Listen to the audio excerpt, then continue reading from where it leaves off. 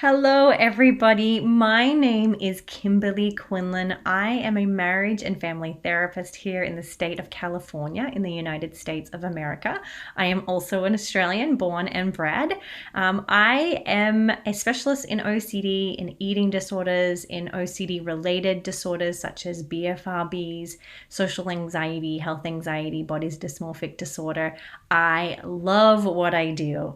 And like I said to you, I'm so grateful to get to spend this time with you, even though it's virtual, talking with you about a concept that I talk about a lot. Now, I often am known for saying a quote, which is, "It's a beautiful day to do hard things." And the reason I love this quote so much is it helps to empower us to lean into our fear. And that's really what I want to speak with you guys about today, and how you can do that.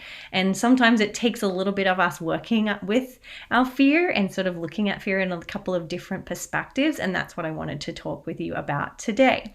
So let's go straight to it. I am, again, just so excited to discuss this with you today. So here we go. All right. So I first wanted to pose to you guys a problem that I came across early in my advocacy days. So I do a lot of work on social media. I love to educate. Even though I love to be a therapist, I love to provide education for people who don't have access to care. It's really hard to get really specialized services. All the time there's a lot of challenges in order to get those services. And so I love to share this stuff. But one of the most common problems that I came across was the way we view fear in general, right? So I want to go over this with you first, so when we really get an idea of the problem, and then we can talk about the solution. So one of the first problems that I noticed was we were being told, a lot of people were coming to me and saying, "I thought I wasn't supposed to have discomfort," right? Like, I'm not supposed to have intrusive thoughts, and I'm not supposed to have anxiety. And shouldn't I not have this sadness? And shouldn't I not have this guilt, right? And what I really want to have you guys understand is that this belief, this theory, actually keeps us stuck, right? The more we tell ourselves we shouldn't have something, when we judge our discomfort, it actually means now we have two problems. So let's say in general you have fear, and if you tell yourself you shouldn't have it, right, then you probably have guilt or shame or embarrassment or humiliation. Now you have two problems, right? So this belief in general creates more problems, right? And we don't need more problems, am I right? Like, the last 2 years have been problem enough, let alone us having a lot of anxiety and then judging ourselves for it, right? And so we don't want to get into this sort of tit for tat judgment on what we should and shouldn't feel. That is a massive problem. Now, another problem that we get stuck in is that we believe everything we think. Right? Now, this is particularly for those who struggle with anxiety disorders and eating disorders and depression and BDD, right? And body dysmorphic disorder. We believe that if we think something, then it must be a fact, right? Now, that's a problem because we have thousands, tens of thousands of thoughts a day. Not all of them are going to be that great. Some of them are going to be quite heinous and quite disturbing. For some of us more than others, right? But if we believe everything we think, we're going to be all over the place, right? So if you have this thought, like, I should only have good thoughts, right? Well, when you don't have a good thought, now you're going to be thinking, well, that makes me a bad person. What kind of person am I? And so forth. Right? And so we really have to be able to catch that, oh, okay, I just had a thought and I'm getting caught up in this idea that that thought must be a fact. If you ever thought about yourself, right? Like, I'm not a good person, or I'm ugly, or I'm a terrible human, I should be better, as we were just talking about, and you believe that to be true, again, now you've got more and more and more problems, right? Not just the thought, but now we're placing meaning on that thought. So this is something we really have to be careful of, right? We have to be able to catch. Now, another part of the problem, and this is a big one, particularly as we think about, and I'm really going to try and speak with you about this idea of re-entering into life post-COVID, or, as we continue to navigate COVID, right? But this is in general too, is we think that avoiding fear is the solution, right? If we are going through our day and fear shows up, we're just like, let's just remove that fear. I'll just move myself out of this room, or I'll move myself away from that person, or I'll try to stop having that thought, right? Or I'll try and change my body, right? We think that avoiding the fear is the solution.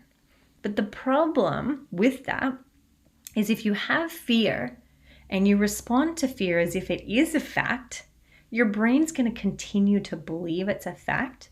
And then every time you have this event or this person or this thought, right, your brain's going to send out all the anxiety because your brain's thinking that you've proven in the past that it's a danger and we must remove ourselves from it. So it's going to continue to set off that fire alarm, right? And then you're stuck in a cycle of fear, avoidance, fear, avoidance, fear, avoidance, right? Again, it's a big part of the problem. Now, in our society, oh my goodness, they teach us this. It's everywhere.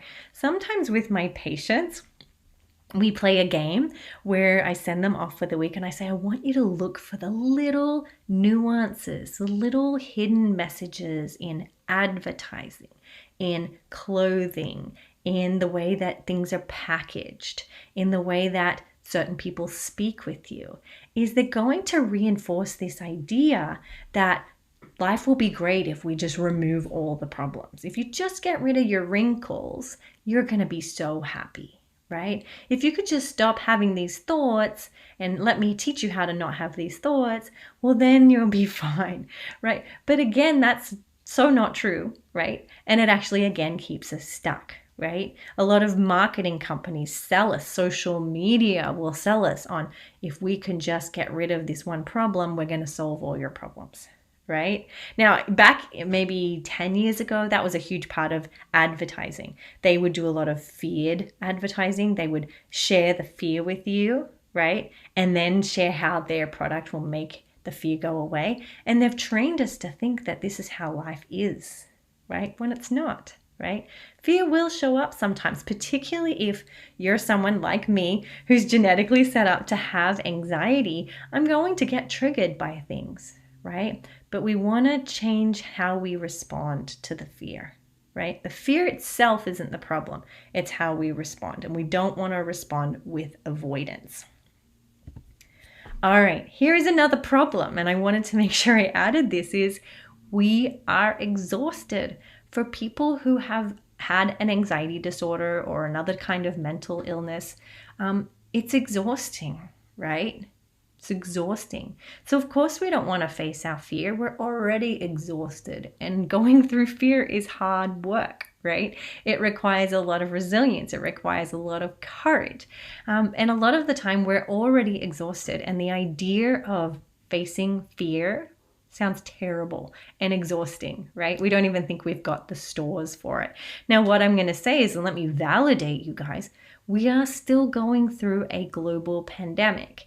Now, as a clinician, let me just share with you my personal insights on this is I cannot tell you the shift that happened in my clients and my friends, and what I got to witness it through the pandemic is we're all exhausted. Even the people without a mental illness, everyone's completely burnt out. Everybody I know feels like they have just been through the dryer, the washing machine, through the ringer for 2 years. And so I want to validate where you are. If you're feeling exhausted and you're feeling like you have no motivation, you're feeling like this is all just too hard, you're not alone, and it's valid, right? You have been through a lot.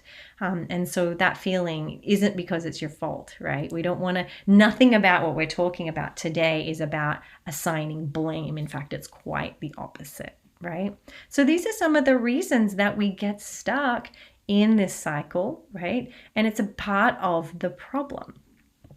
Now, I now want to spend the rest of this presentation talking to you about the solution. This is my favorite part, and you're going to see me get pretty jazzed about this because this is where we learn how to trip the system, right? We're not doing anything wrong. We're not actually going to be I'm never going to sell you guys on some kind of magical cure, but I am going to be as honest and real as I can be with you so that you can feel empowered, right? That's what I try to do. I'm never going to say, oh, I have the magic cure, but because I don't, but I do know what the solution is.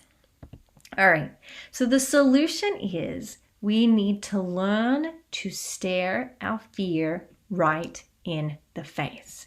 Now, usually, let me tell you a story when I start seeing my patients and I share with them this, we are going to stare your fear in the face. It's going to be a part of the solution. Every single time they'll always say to me, Kimberley, I'm coming to you for you to help me not have fear. Why are you asking me to stare fear in the face? That's not why I came. And I try my best to, again, educate them that we can't control what we think and we can't control what we feel, right? Whether that be a discomfort of sensation, whether it be an urge, whether it be an emotion. So we can't control those things, but we can control how we respond to it. And that is where you take all your power and your courage back, right? That's where you take your life back. It's by changing the way you respond to fear. Now, if your instinct, and it is for every human being, when you have fear, is to look away, we're actually going to do the opposite and stare it in the face. The cool thing about this is when you stare it in the face, what it's going to do is the discomfort is going to rise, and then it's going to go away on its own. So it will rise and fall with time without you having to avoid it, without you having to beat yourself up and self-punish, without you having to do a bunch of behaviors, whether that's mental or physical, to remove yourself from that fear. And that is exhausting, right? Instead, we're going to stare the fear right in the face. Pretty cool, huh? All right. So most people will say, what does this look like? What does this look like for somebody like me, right? I'm going to give you some examples. I won't be able to address all of them that will be specific to you, but I want you to sort of think about as I'm talking, like, how would this apply to me, right? So let me go back here for a second. So what would this look like? It would look like if you had OCD, right? You're having an intrusive thought. The response would be to actually purposely have the thought, right? Instead of trying not to have it, you'd actually purposely try to have it. Or you'd go to a place where naturally that thought comes along, right? If you have health anxiety, you would go to the doctor if you've been avoiding the doctor. Or if you go to the doctor a lot, it would be having a sensation and not going to the doctor and allowing those thoughts and feelings to arise and fall on their own, right? If you had BDD, it might be showing the part of your body that you have been covering for a long time. So let's say you had BDD about your legs.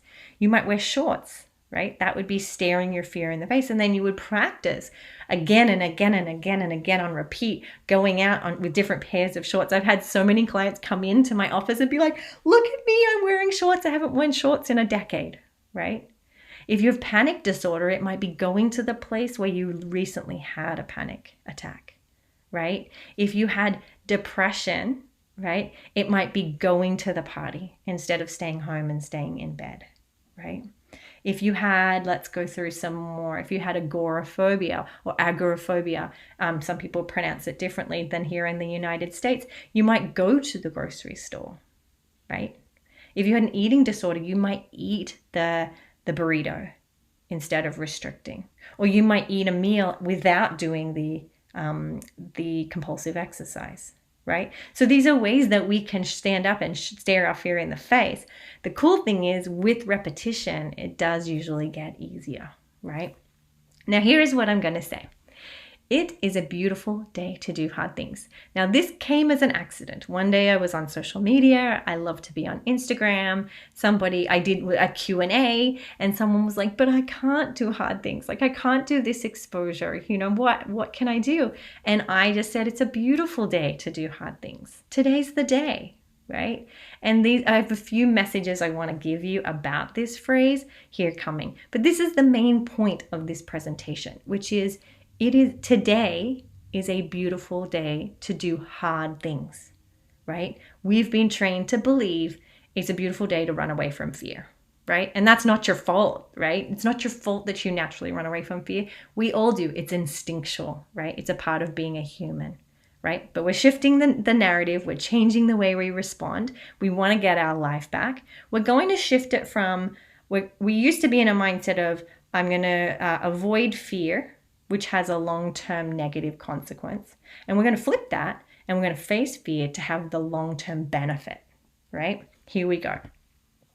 So one thing to remember, and sometimes we have to throw a few extra words in here. Number one is it's a beautiful day to do teeny tiny hard things. And so one thing to remember here is when we say hard things, I'm not talking about the 10 out of 10 anxiety thing, the thing you've avoided for the longest time. It can be.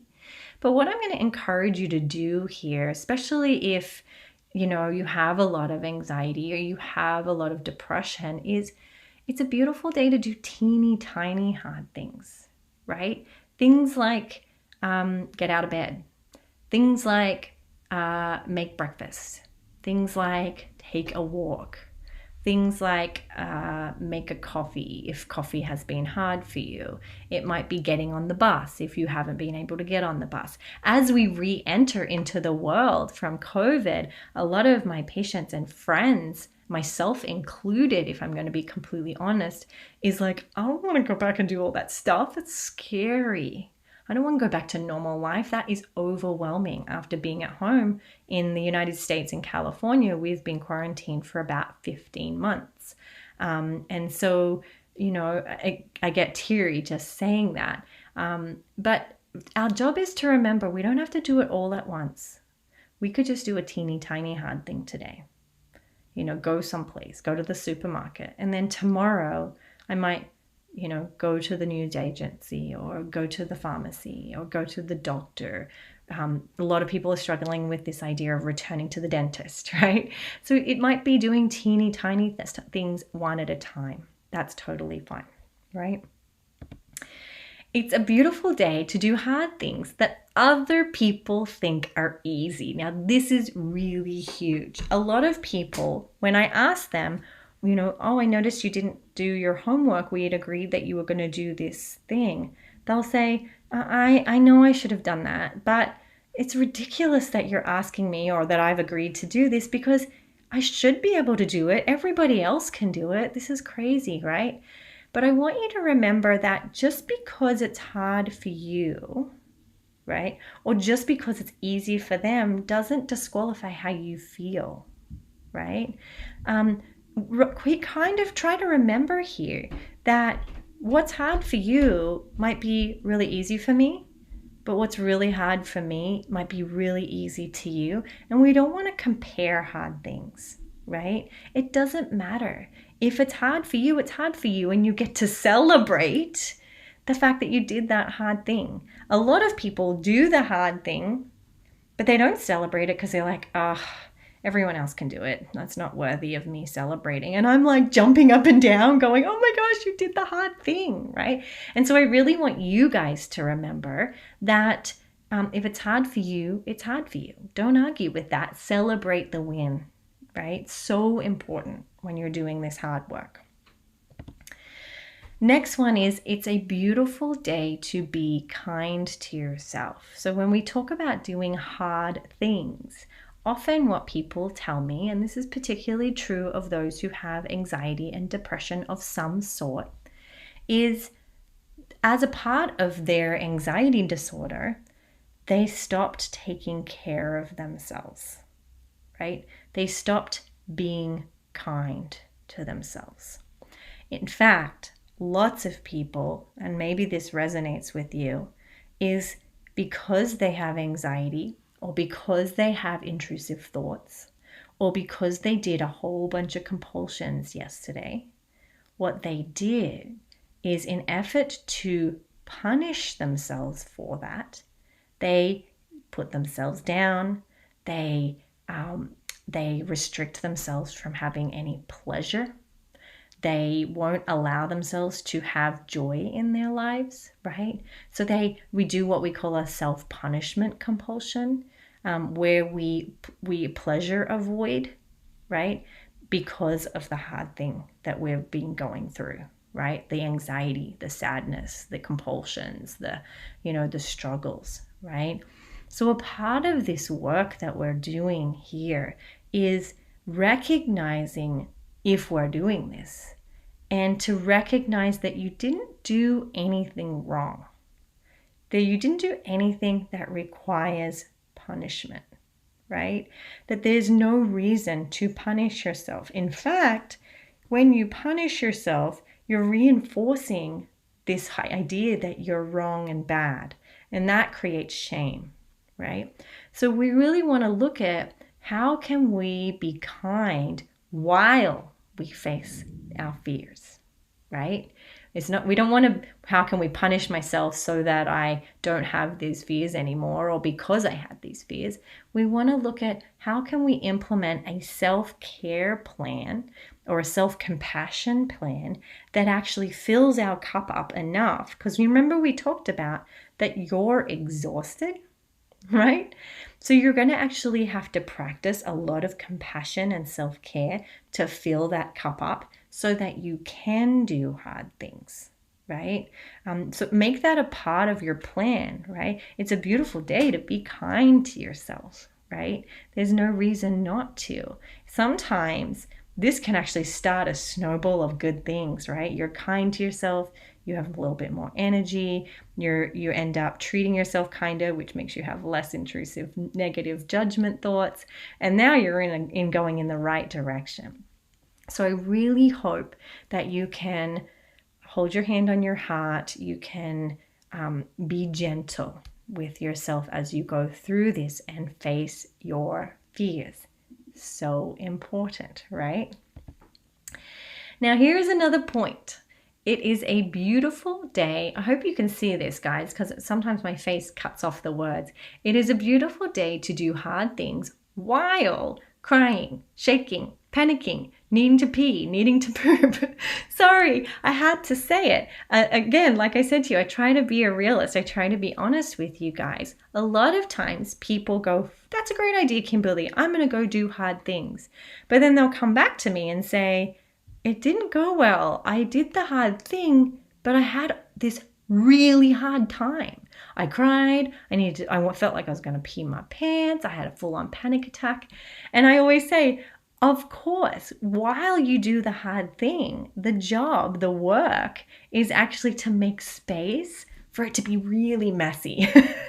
Sometimes figuratively, sometimes metaphorically, right? So while you do the hard thing, let your emotions rise and fall. Remember that, right?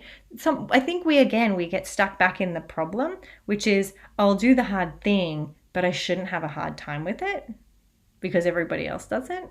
But your job is to remember what's hard for you is hard for you, right? So it's okay if you cry. It's okay if you shake. It's okay if you have a full-on panic attack. They won't hurt you. They won't kill you. And naturally, you're going to need to pee and poop when you're anxious, right? Sorry, it's TMI, but it's the truth. Our body naturally expels the weight we have because it thinks we need to run a long distance, right? Our natural body, when we're anxious, our instinctual body is when we have a danger, our body, our mind perceives danger, it usually wants to eliminate any weight we have, which usually means that's why you need to run to the bathroom really quick or you feel like you're going to vomit, is because your body thinks that you need to run a long distance away from like a beast or a lion, because that's how we were thousands of years ago, right? So your job is to expect it to get a little messy as we do this. It's totally okay. Again, with practice, it will get easier over time. Right? But you got to be willing to put in the multiple efforts. You can't just do a one and done.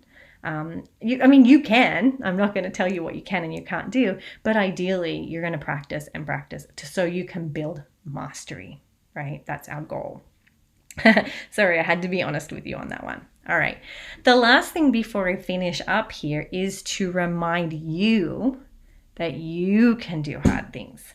A lot of times when I talk to people on social media or my patients about this, and I'll tell them stories of other people who've done hard things, they'll usually say something like, yeah, but that's cool for them, but not me. I can't do hard things. I'm not strong enough, or I can't, or I won't be able to handle it, right? There's a story we tell ourselves on the reasons we can't do the hard thing, right?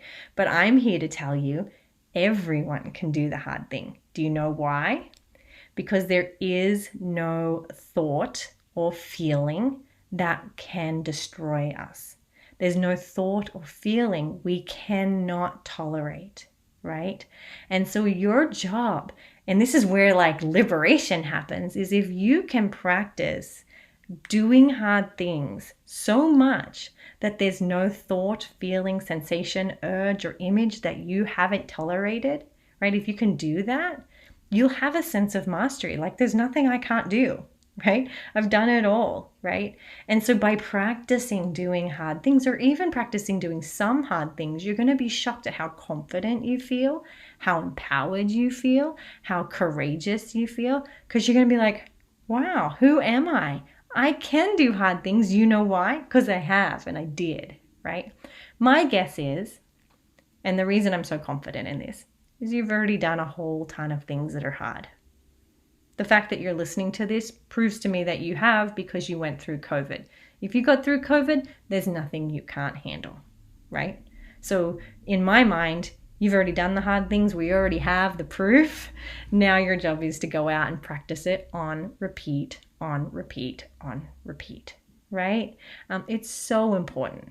It's such a crucial part of your recovery. And I really hope that I have inspired you to do this compassionately, right? And courageously and in a messy way.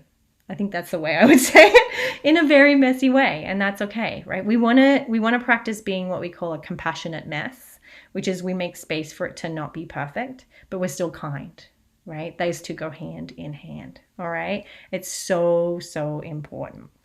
Okay, so that's it for me. Sorry, I pushed the wrong button. Thank you so much for being here with me. I have had so much fun. This is like my favorite topic in the whole wide world. I love hearing the hard things you're doing. I often will ask people, what's the hard thing you're doing? And on the podcast, I have a podcast where I often ask people to share their hard thing. I want you to embrace this if you can. I want you to give yourself permission to do the hard thing. If you do, please reach out and tell me the hard thing that you're doing. I would love nothing more than to hear what you're up to.